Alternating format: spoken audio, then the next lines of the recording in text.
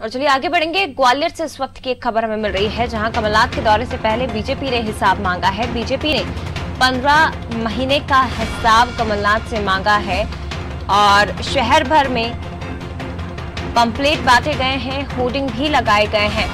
तो ये आपको बता दें कि आज प्रदेश कांग्रेस अध्यक्ष कमलनाथ ग्वालियर के दौरे पर हैं। 2 दिवसीय दौरा, जहां पर उपचुनाव का प्रचार प्रसार किया जाएगा, रोड शो किया जाएगा। लेकिन इससे पहले ही बीजेपी के जो कार्यकर्ता हैं वो कांग्रेस को घेरने की तैयारी में लगे हुए हैं। हिसाब किताब मांगा गया है कि 15 महीने में क्या काम किए गए हैं और इसी के विरोध में पंपलेट भी बांटे, इसके साथ होर्डिंग्स भी बीजेपी कार्यकर्ताओं द्वारा लगाए गए हैं।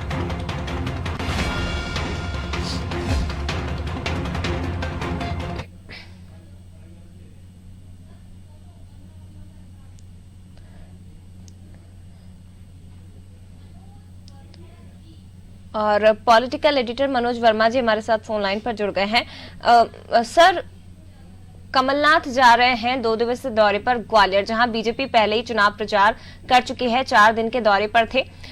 शिवराज और महाराज की जोड़ी ने यहां पर रंग दिखाया था। अब कमलनाथ जा रहे हैं, लेकिन बीजेपी इसका पूरी तरह से विरोध कर रही है। 15 महीने का हिसाब किताब मांगने की तैयारी बीजेपी के कार्यकर्ताओं ने कर दी है।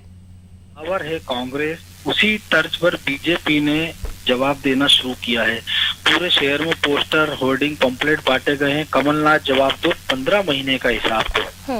इसके साथ ही सवाल पूछे गए हैं कि 15 महीने में ग्वालियर के लिए क्या किया, 5 मिनट का समय नहीं मिला, जरा योग्य अस्पताल के भवन का निर्माण क्यों रोक दिया, बाईपास सर्जरी के लिए पैसा क्यों नहीं मिला, चंबल एक्सप्रेसवे का काम ठंडे बस्ते में क्यों डाल दिया, ग्वालियर के लिए चंबल का पानी आने की योजना को क्यों ठंडे बस्ते में डाला, ग्वालियर के जनप्रतिनिधियों का अपमान क्यों किया। ऐसे तमाम सारे सवाल इस पंपलेट पोस्टर में पूछे गए हैं। सर, लेकिन कांग्रेस की तरफ से क्या जवाब दिया जाएगा? अभी कमलनाथ वहां पर पहुंचे हैं, जाहिर उपचुनाव को लेकर, जहां इस संभाग में 16 सीटों पर उपचुनाव है, वहां प्रचार करना कांग्रेस के लिए बहुत जरूरी है। कमलनाथ या कांग्रेस बीजेपी कार्यकर्ताओं के सवालों का क्या जवाब देगी, क्योंकि कार्यकर्ता इन सवालों को जनता के बीच में भी पहुंचा रहे हैं। देखिए जया, जो आप कह रहे हैं, निश्चित तौर पर कांग्रेस की ओर के जवाब का थोड़ा सा इंतजार करना होगा, क्योंकि कमलनाथ पहुंचते तक क्या स्थिति बनती है। लेकिन जिस प्रकार से ग्वालियर में घमासान मचा हुआ दोनों दलों के बीच, हमने देखा कि परसों प्रद्युम्न सिंह तोमर और कांग्रेसी समर्थकों के बीच में हाथापाई हुई। इसके बाद पूरे शहर में पोस्टर लगा दिए गए। कल कांग्रेस के प्रवक्ता के मिश्रा ने प्रेस कॉन्फ्रेंस की और ज्योतिरादित्य सिंधिया को भूमाफिया करार दे दिया और उसके खिलाफ एक्शन की बात की।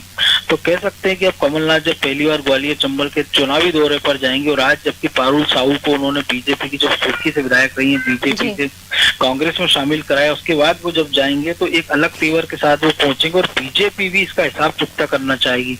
तो हो सकता है कि विरोध प्रदर्शन वहां देखने को मिले, हो सकता है कि काले झंडे भी दिखाएं और कांग्रेस की ओर से भी पलटवार किए जाने की संभावना हो। तो कह सकते हैं कि इस बार का जो चुनाव है वो पिछले तमाम चुनावों की तरह नहीं होगा, बिल्कुल अलग होगा, क्योंकि अभी शुरुआत में ही दोनों ही दल बिलो द बेल्ट की स्थिति में आ गए हैं, यानी कमर के नीचे वार करने की स्थिति में आ गए हैं। चरित्र पर कीचड़ उछाला जा रहा है, तमाम तरह के आरोप प्रत्यारोप लगाए जा रहे हैं। जय बिल्कुल, तो बेहद रोचक इस उपचुनाव को माना जा सकता है। और अगर कमलनाथ भी सिंधिया के गढ़ में जा रहे हैं तो जाहिर है पूरी तैयारियों के साथ जा रहे होंगे। उन आरोपों पर पलटवार जरूर करेंगे जो आरोप महाराज और शिवराज की तरफ से ग्वालियर चंबल संभाग में प्रचार प्रसार के दौरान कमलनाथ और कांग्रेस पर दागे गए थे। बहुत शुक्रिया आपका सर, ये तमाम बातचीत के लिए।